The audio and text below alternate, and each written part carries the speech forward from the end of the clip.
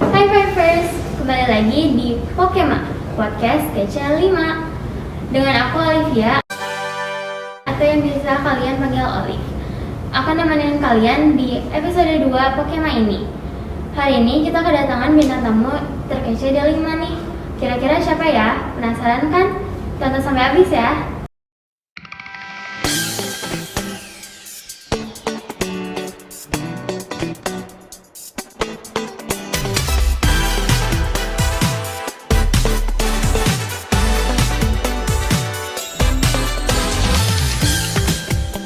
Sebelumnya, aku izin buka masker ya.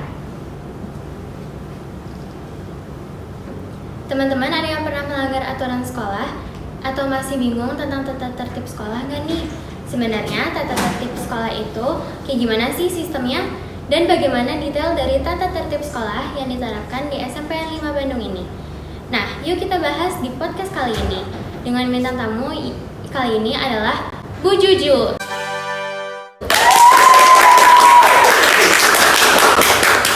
Ibunya gini. Bu Juju ini adalah lokasi kesiswaan sekaligus guru olahraga di SMPN 5 Bandung ini. Yuk, langsung aja kita mulai. Assalamualaikum Bu. Waalaikumsalam. Bagaimana kabarnya? Alhamdulillah. Sebelum kita membahas materi tata tertib lebih dalam, kira-kira Ibu udah belajar ngajar di sini berapa lama? Oke, Ibu ngajar udah lumayan lama sih ya, dari tahun 2003. Selama Ibu ngajar, banyak nggak sih siswa yang melanggar peraturan? Ya, nggak begitu banyak sih kalau dilihat persentase dari jumlah keseluruhan siswa SMP 5789 itu jumlahnya 1000 lebih ya. Di sini yang melanggar nggak sampai 2% sih. Nah, kalau gitu saya izin mengajukan pertanyaan yang banyak banget ditanyain oleh siswa-siswa SMP 5 Bandung ya Bu. Iya. Kan kata Ibu tadi ada yang melanggar peraturan. Kalau boleh tahu pelanggaran apa sih yang dilanggar? Memang sebelum ini harus diketahui dulu bahwa kenapa di sekolah itu ada tata tertib ya. Di mana tata tertib sekolah itu yang pastinya mempunyai tujuan utama agar siswa itu mengetahui apa tugas, hak dan kewajiban mereka di sekolah. Yang akhirnya nanti dengan adanya tata tertib di sekolah itu bisa membuat semua siswa yang sekolah di SMP 5 itu merasa nyaman di dalam belajarnya. Nah, tadi ditanyakan tentang pelanggaran ya, pelanggaran yang sering dilakukan oleh siswa SMP 5 itu kebanyakannya biasanya satu, terlambat masuk sekolah, tetapi terlambatnya juga tidak begitu parah ya. Misalnya di dalam jadwal itu harus sudah ada di sekolah itu jam 6.45 kalau pada saat pembelajaran yang normal gitu. Mereka kadang ya ada yang terlambat sampai 5 sampai 10 menit lah. Kemudian juga selain terlambat ada yang paling dilakukan itu dengan pakaian. Ya, terutama itu untuk siswa putra tuh ya, yang putra ya sudah di dalam aturan misalnya celananya itu sudah standar, ini ada juga mungkin yang ingin mencoba dengan gaya baru, tetapi karena itu tidak sesuai aturan ya akhirnya masuk ke dalam pelanggaran. Ya, setelah pakaian juga penampilan ya, terutama mini rambut ya, mungkin pada saat kemarin pandemi lama gitu, akhirnya kan rambutnya itu jarang dipotong gitu karena mungkin masih ketakutan, itu wajar, nggak menjadi masalah. Tetapi kebetulan memang karena sekarang sudah mulai PTMT walaupun masih terbatas, itu ya mau nggak mau gitu ya harus mengikuti aturan yang ada. Sekarang kan lagi pandemi, jadi harus jaga kesehatan selalu. Kalau misalnya sakit memakai jaket, nah kalau misalnya pakai jaket sendiri tuh dapat poin nggak sih Bu? Termasuk pelanggaran nggak? Kalau misalnya memakai jaketnya karena tidak sakit, itu yang pastinya mendapatkan poin pelanggaran ya, karena ada poin tidak boleh memakai jaket di lingkungan sekolah.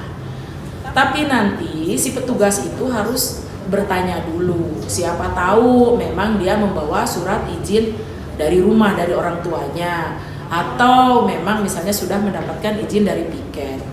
Nah, jadi kalau memakai jaketnya karena alasannya itu bisa dipertanggungjawabkan, misalnya karena tiba-tiba nih begitu di lingkungan sekolah misalnya badannya terasa dingin, gitu, kedinginan, itu boleh pakai jaket. Tentunya harus minta izin dulu ke guru piket, minimal guru piket.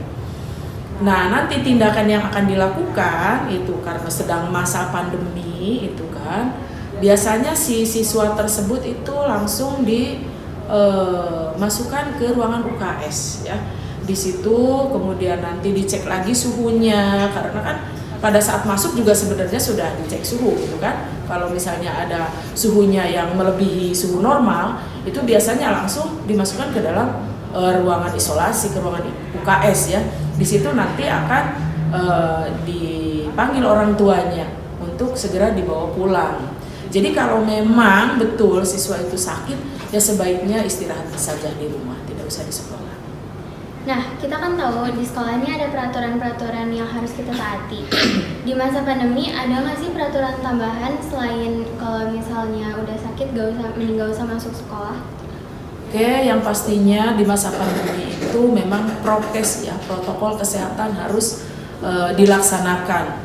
Jadi itu harus memang betul-betul disiplin semua warga sekolah, bukan hanya siswa tetapi guru, kemudian karyawan juga yang harus mengikuti prokes tersebut ya dari mulai datang ke sekolah pakai masker, kemudian begitu masuk lingkungan sekolah itu cek suhu, kemudian juga mencuci tangan, kemudian juga menjaga jarak, menghindari kerumunan, membatasi mobilitas ya.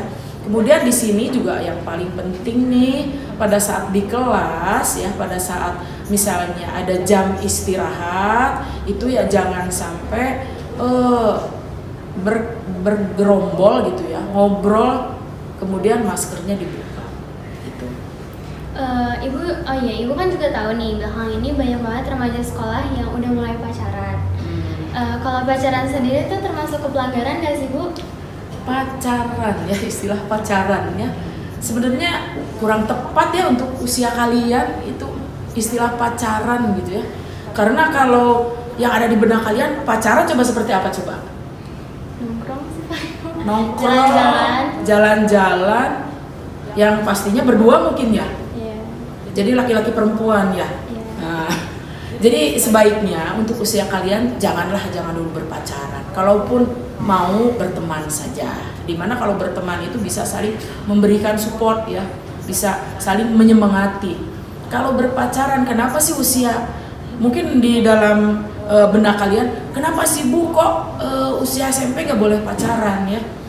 Karena kalau usia kalian itu sebenarnya sedang labil gitu ya, sedang mencari jati diri, selalu ingin mencoba. Nah, yang ditakutkan itu justru kalau misalnya kalian berpacaran, tidak ada rambu-rambunya di sekolah, akhirnya apa?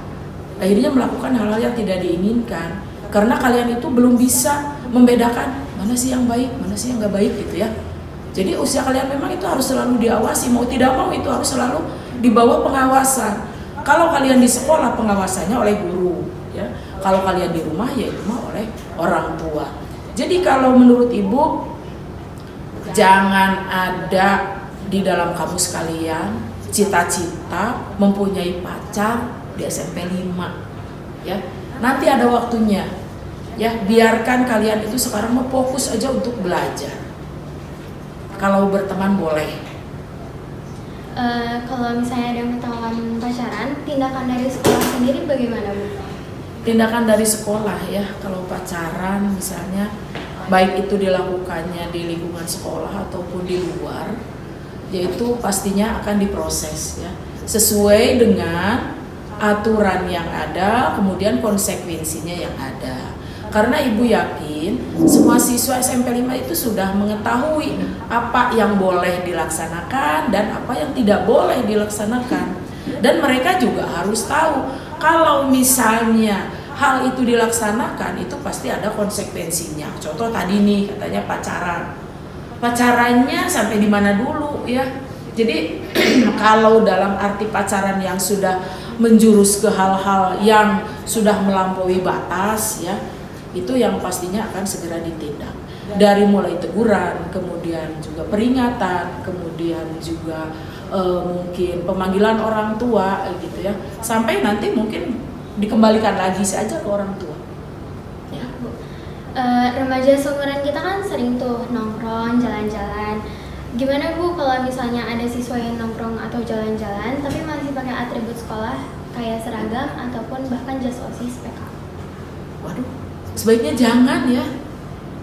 Jangan sampai kalian nongkrong tapi di sini masih ada siswa. Ini di sini masih ada lokasi SMP Negeri 5 Kota Bandung. Ya karena apa? Karena yang namanya pakaian seragam itu adalah itu membawa identitas formal. Di situ ada nama lembaga, ada nama alma mater yang dipertaruhkan. Ya, apa nanti penilaian orang lain bila kalian misalnya nongkrong di luar jam pelajaran, ini memang walaupun di luar jam pelajaran misalnya, kemudian masih ada bacaan SMP 5-nya. Nanti kan ada penilaian, loh kok kenapa ya anak SMP 5 kok nongkrong gitu ya.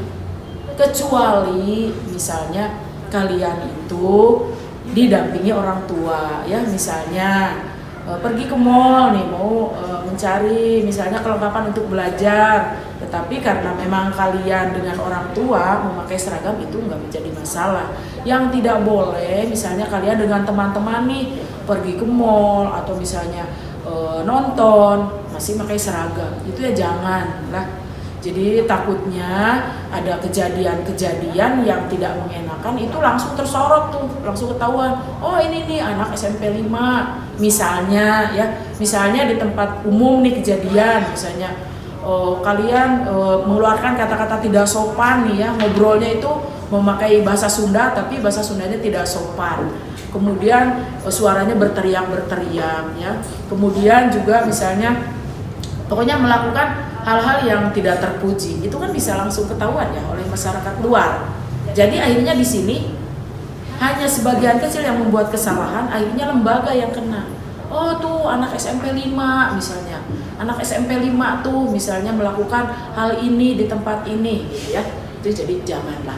Kalaupun misalnya kalian memang ada rencana untuk main setelah pulang sekolah, ya jangan menggunakan pakaian seragam. Ibu kan sekarang tahu nih, sekarang tuh lagi marak-maraknya tindak bullying. Nah, apa sih yang harus kita lakuin terhadap pelaku dan korban bullying yang ada di sekolah? Oke, di sini memang mungkin salah satu efek negatifnya dari perkembangan dunia gadget ya. Jadi kalau dulu mungkin bullyingnya hanya fisik ya, tapi sekarang sudah ke verbal gitu.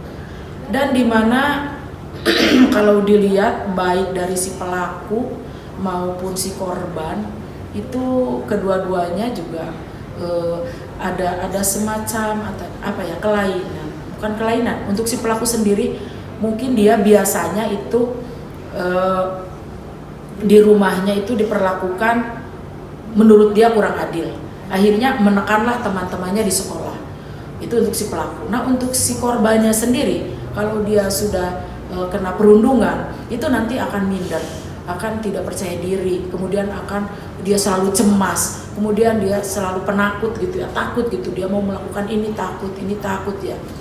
Nah jadi sebaiknya untuk si pelaku dan si korban itu, kalau misalnya terutama ini untuk si korban dulu, karena kami pihak sekolah tidak akan tahu dia kena perundungan atau tidak kalau dianya sendiri tidak melaporkan diri.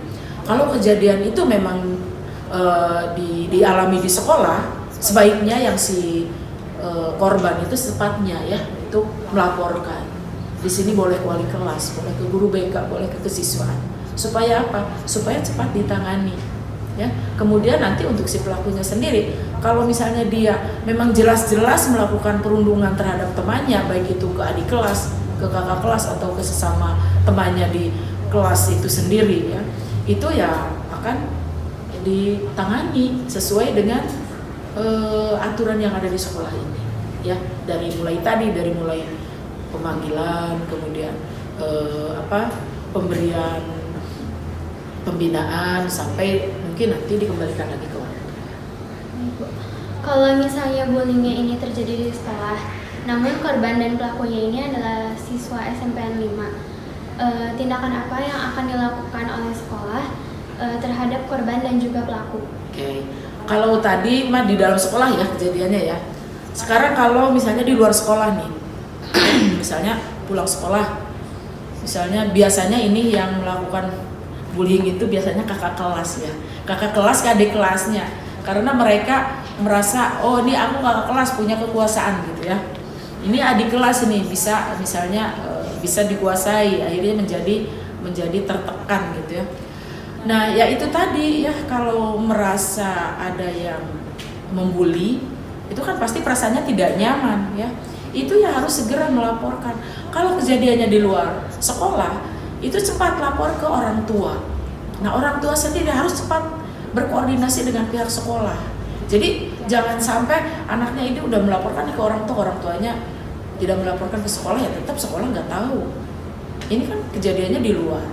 Nah sekarang bagaimana tindakan sekolah? Tindakan sekolah ke yang korban dulu. Ke yang korban dulu. Kalau udah ada laporan, ini misalnya si anak udah melaporkan ke orang tua melaporkan ke sekolah, otomatis sekolah itu akan segera memanggil si korban itu untuk dimintai keterangan. Nah di sini si korban itu jangan menutup-nutupi. Jadi kemukakan apa adanya gitu, apa yang dia alami kemukakan. Biar nanti sekolah cepat mengambil tindakan dan memberikan bantuannya itu tepat gitu. Jangan sampai ini ditutup-tutupi, akhirnya dia pendam sendiri penderitaannya, akhirnya sekolah juga tidak bisa membantu gitu ya. Jadi ibu harapkan siapapun itu ya, jika di antara kalian ada yang menjadi korban bullying, baik secara fisik maupun secara verbal, baik di SMP 5 maupun kejadiannya itu di luar sekolah, itu segera untuk melaporkan ke kami ya. Jadi kami di sini kan bertugas bagaimana menciptakan di sekolah itu supaya semua siswa itu merasa nyaman untuk mengikuti pembelajaran di sekolah. Kalau misalnya kalian ada yang membuli, diam aja. Kemudian kan ini udah tidak nyaman ya perasaannya gitu ya. Itu. Kemudian untuk yang pelakunya sendiri, kalau pelaku itu misalnya siswa SMP 5 otomatis ditangani sesuai prosedur yang ada di sekolah kita. Tetapi kalau pelaku itu di luar siswa SMP 5, itu maka kami dari pihak kesiswaan itu khususnya akan segera untuk bekerja sama. Dari sekolah mana siswa itu? Misalnya nih dari SMP 2, ya secepatnya ibu akan berkoordinasi dengan kesiswaan SMP 2.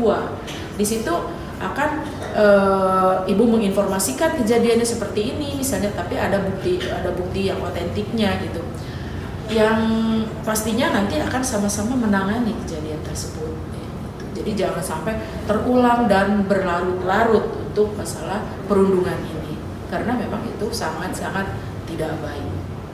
Baik Bu, gimana nih Bu kalau misalnya ada siswa yang melakukan pelanggaran, nah tapi si siswanya ini tuh nggak tahu kalau itu tuh pelanggaran? Oke. Kalau misalnya memang betul-betul tidak tahu gitu ya, tetapi ini rasanya tidak mungkin ya, kalau dia sebagai siswa SMP 5, dia yang pastinya sudah tahu aturan apa yang ada di sekolah ini gitu kan. Karena begitu dia masuk dari kelas 7, di awal dia masuk itu ada kegiatan MPLS. Di situ di kegiatan MPLS itu disosialisasikan masalah aturan yang ada di sekolah ini.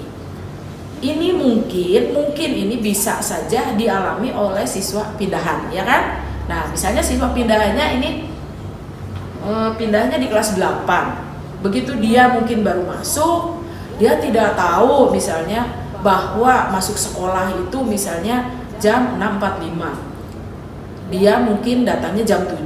Itu kan udah telat ya, walaupun belum masuk ke dalam KBM.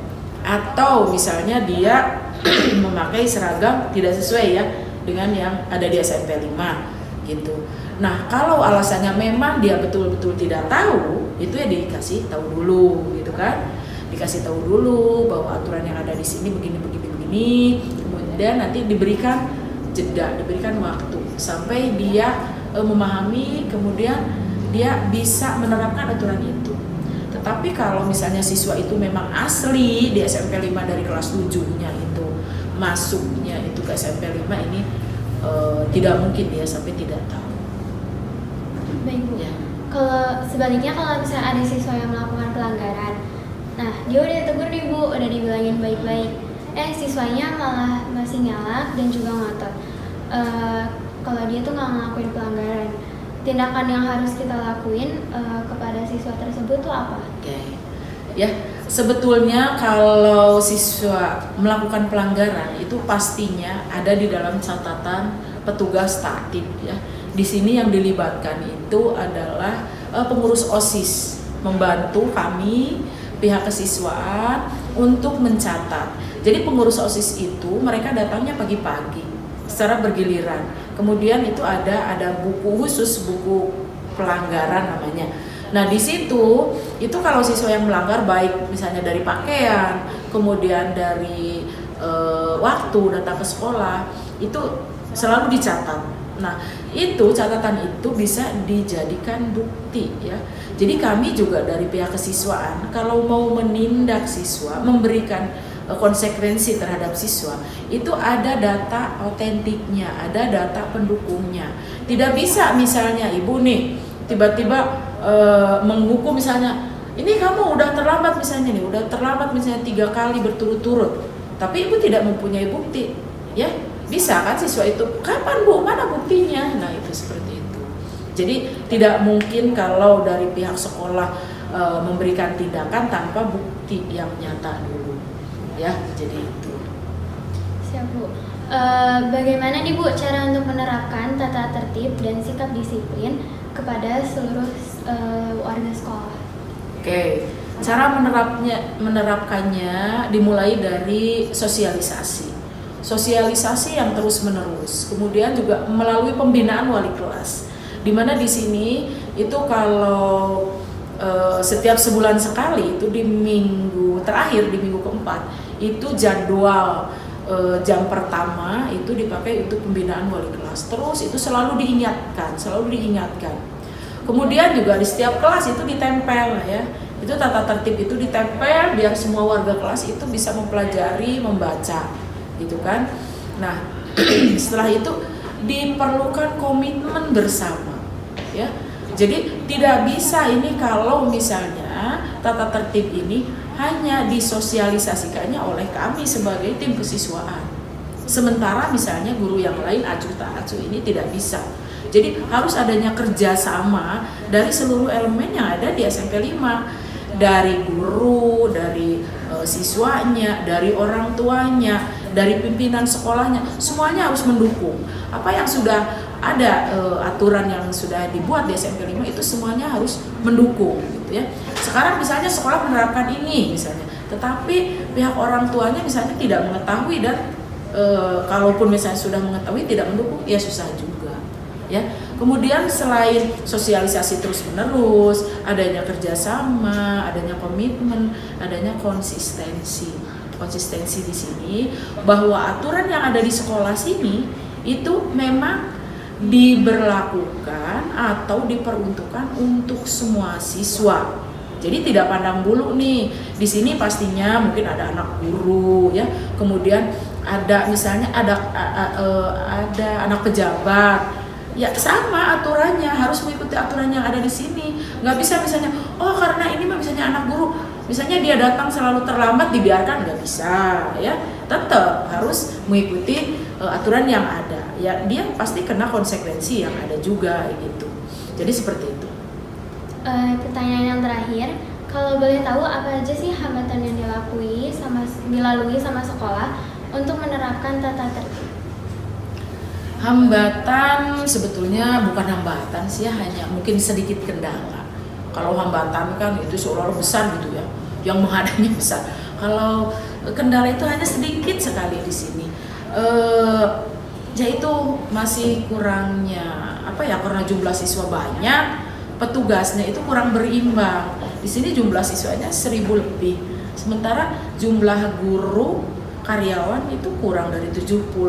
Jadi kalau dilihat perbandingan memang kurang ideal gitu ya untuk mengawasi siswa. Tetapi ya alhamdulillahnya di sini semua elemennya itu sangat mendukung, baik dari guru, kemudian dari pegawai, kemudian dari orang tuanya sendiri. Jadi ya tidak begitu kesulitan sih. Memang ya ada saja, tapi hanya beberapa gelintir lah yang persentasenya sangat kecil. Tetapi memang di sini tidak bisa langsung kita nih punya aturan langsung semuanya misalnya mentaati, tidak ya, harus ya butuh proses gitu yang terus diingatkan ke siswanya berulang-ulang gitu ya. Jadi terus diingatkan lagi, yang lama-lama akhirnya oh iya siswa itu memahami sendiri aturan itu, yang mana nantinya yang diharapkan oleh pihak sekolah itu semua siswa itu mentaati aturan itu dengan tanpa paksaan, karena mereka oh tahu nih misalnya positifnya untuk diri mereka gitu ya gitu. Nah itu dia pertanyaannya. Oh iya, jadi kita udah nyiapin question box buat sesi Q&A buat Bu Juju nih di IG OSIS PK SMPN 5. Nah kita juga udah pilihin beberapa pertanyaan buat Bu Juju. Nah pertanyaan yang pertama dari Alisa Dewantari. Ibu mau nanya, sebenarnya budaya sapa pagi di 5 tuh udah dari kapan? Oke. Budaya sapa pagi itu mungkin sekitar 10 atau 15 tahun yang lalu ya. Yang Ibu ingat itu semenjak kepala sekolahnya itu Pak Selamat. Di situ diterapkan budaya sapa pagi.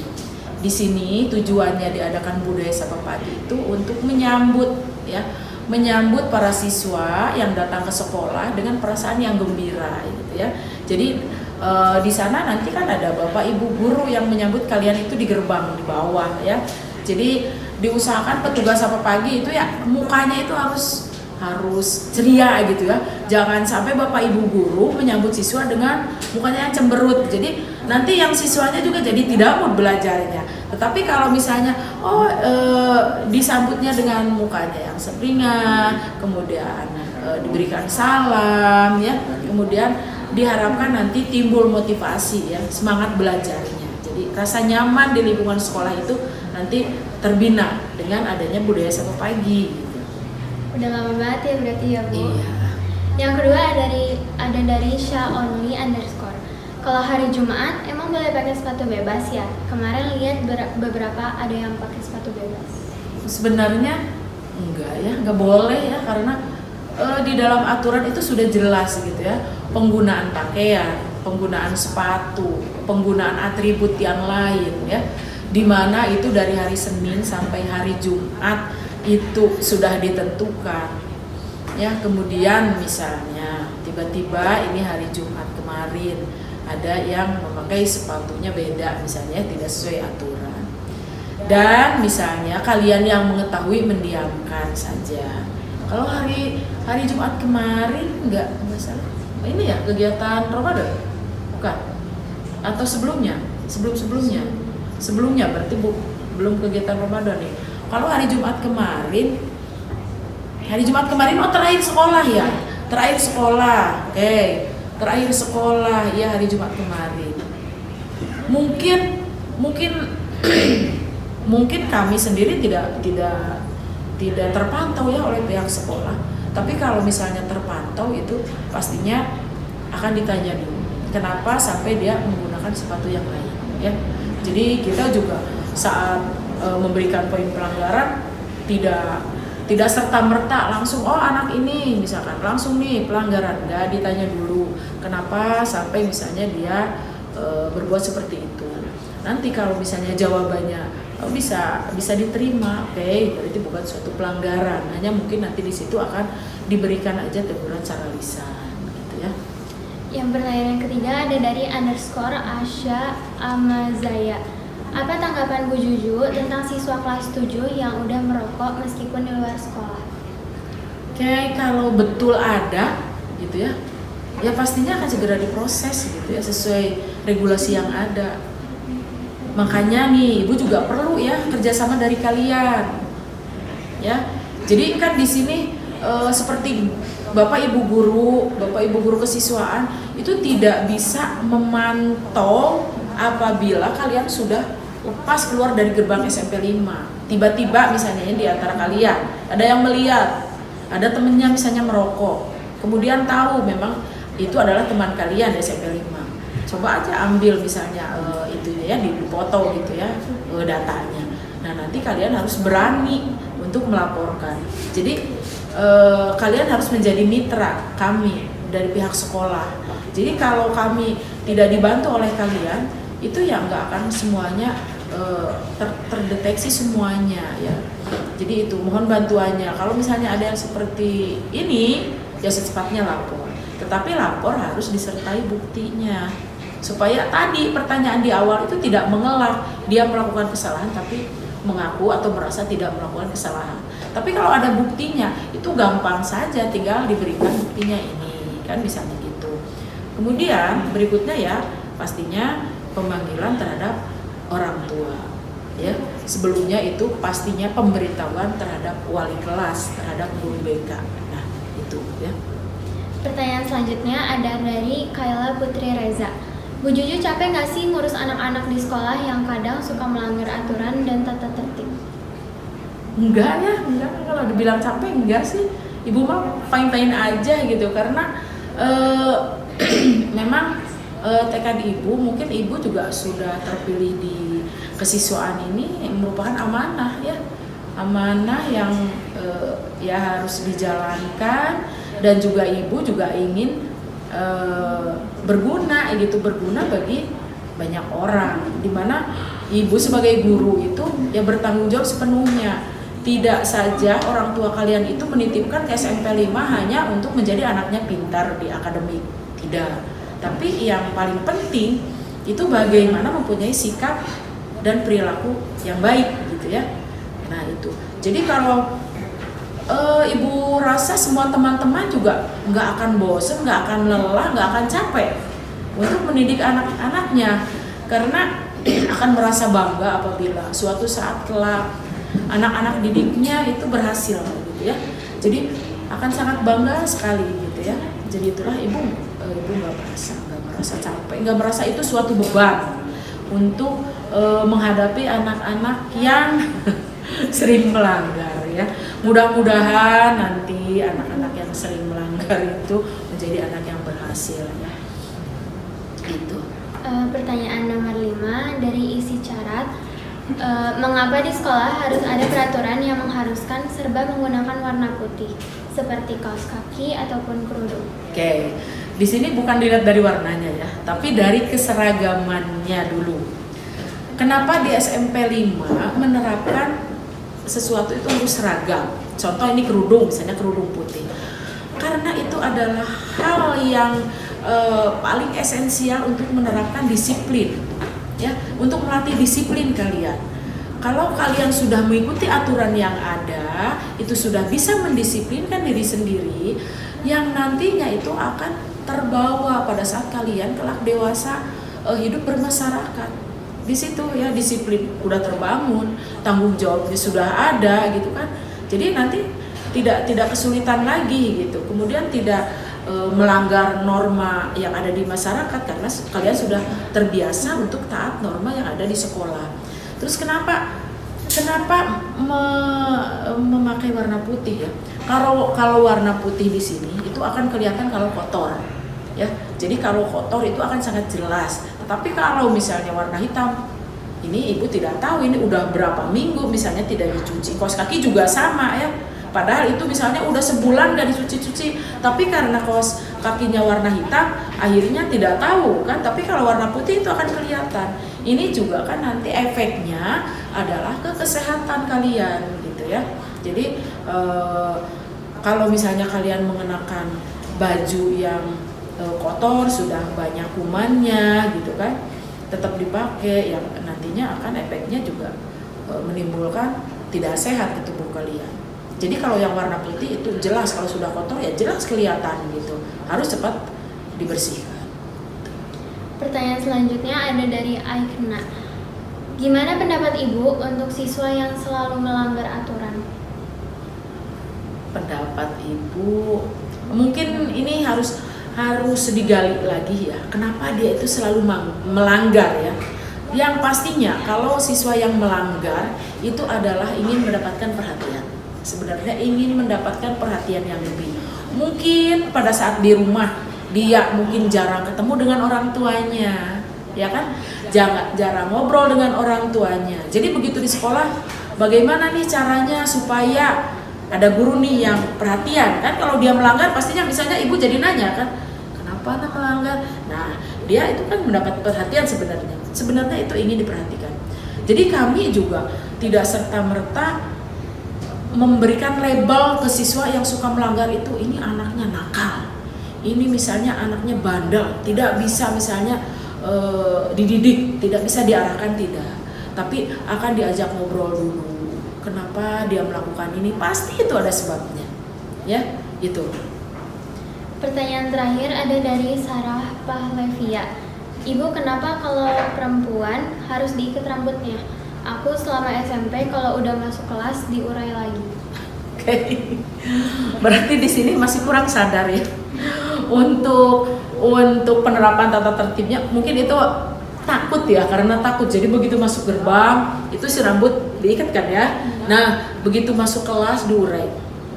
Padahal mungkin gurunya juga kurang ini ya, kurang teliti gitu. Tapi ibu yakin ada beberapa guru yang teliti gitu. Jadi pasti selalu menegur nanti kalau rambutnya diurai. Apalagi memang kalau ibu itu kalau ngajarnya itu kan di lapangan ya, dengan olahraga. Itu sebenarnya kenapa rambut panjang itu harus diikat itu sangat berhubungan dengan kesehatan ya.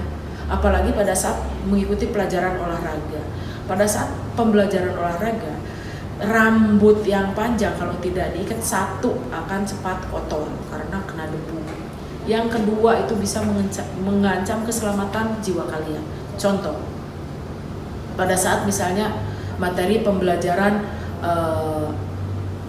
senam lantai, ya kan, rambutnya panjang, misalnya menutupi pandangan. Pada saat mau melakukan misalnya roll depan, ya, itu bisa saja kan menjadi nabrak ke lantai. Atau misalnya pada saat pelajaran berenang. Ini kebetulan ada kejadian ya. Waktu dulu ibu, kebetulan kalau ibu sekolahnya di SGO ya. Kalau sekarang setingkat SMA SGO itu. Karena ibu hobi olahraga, akhirnya dari SMP ibu tidak masuk ke SMA, tapi masuknya ke SGO. Ada kejadian waktu itu pembelajaran berenang, teman ibu itu rambutnya panjang. Ya qadarullah itu masih bisa diselamatkan. Jadi si rambutnya itu terurai, kemudian membelit ini ke lehernya sampai dia tidak bisa nafas di dalam air, ya. Nah itu karena kalau diurai kan kemana-mana nih kan ya, si rambut itu kemana-mana. Tapi kalau diikat itu diem gitu, si rambut itu tidak akan mengganggu gitu. Nah seperti itu, jadi mengancam keselamatan, akhirnya mengancam keselamatan jiwanya sendiri gitu ya. Kemudian juga dari segi kesehatan ini, kalau yang rambutnya panjang apalagi melebihi ini nih alis ya. Nanti pada saat kalian menulis misalnya rambutnya ini menutupi pandangan ke sini. Begitu lihat lagi ke depan itu menutupi. Kalau terus begini menutupi, nanti lama-lama si otot mata itu akan terganggu ya. Si otot mata, si otot penglihatan itu akan terganggu. Tapi beda. Coba aja sekarang kalian rasakan nih. Kalau misalnya kalian rambut terurai dengan rambut yang diikat, sebenarnya lebih nyaman yang mana? Pada saat sekolah diikat. Kalau di dalam sekolah kan nyamannya diikat ya kan? Nah, jadi kita tidak terganggu mengikuti aktivitas pembelajaran baik di dalam kelas maupun di luar kelas. Kalau sudah keluar sekolah ya mangga kan, karena itu mah sudah tidak belajar lagi ya. Nah itu dia tadi acara ngobrol-ngobrol kita sama Bu Juju. Gimana nih, udah pada tahu dong pelanggaran apa aja yang ada di sekolah? Dan apa aja sih konsekuensinya kalau kalian melakukan pelanggaran tersebut? Dengan menaati tata tertib yang ada, kita juga bisa mengubah sikap kita jadi lebih baik loh. Kayak meningkatkan rasa disiplin dan juga tanggung jawab. Tentunya sifat ini akan berguna untuk kita ke depannya. Makanya kalau mau ada perubahan, yuk kita mulai dari hal-hal yang paling kecil dan dimulai dari diri sendiri.